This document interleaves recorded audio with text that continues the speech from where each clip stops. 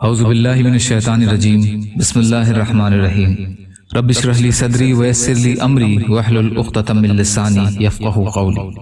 اللہ کے راستے میں نکلنے کے آداب اور اعمال۔ حضرت خریم بن فاتق رضی اللہ تعالی عنہ روایت کرتے ہیں کہ رسول اللہ صلی اللہ علیہ وسلم نے ارشاد فرمایا، جو شخص اللہ کے راستے میں کچھ خرچ کرتا ہے وہ اس کے اعمال نامہ میں 700 گنا تک لکھ دیا جاتا ہے۔ ترمذی۔ حضرت معاذ رضی اللہ عنہ روایت کرتے ہیں کہ رسول اللہ صلی اللہ علیہ وسلم نے ارشاد فرمایا، بے شک اللہ تعالیٰ کے راستے میں روزہ، نماز اور ذکر کا ثواب اللہ کی راہ میں مال خرچ کرنے کے ثواب میں 700 گنا بڑھا دیا جاتا ہے۔ ابو داؤد کی حدیث ہے۔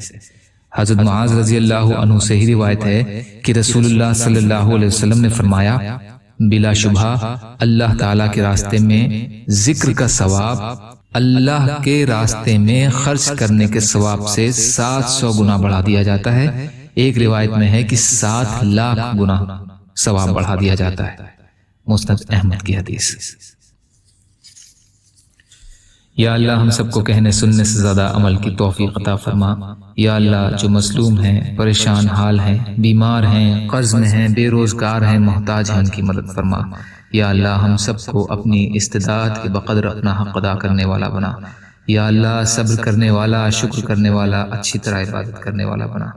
یا اللہ آپ قادر مطلق ہیں، ہر شے پر قادر ہیں، آپ کے لیے ہر چیز آسان ہے، ہمارے لیے آسانیاں پیدا فرما برحمتک یا ارحم الراحمین۔ لا الہ الا اللہ محمد رسول اللہ۔ السلام علیکم۔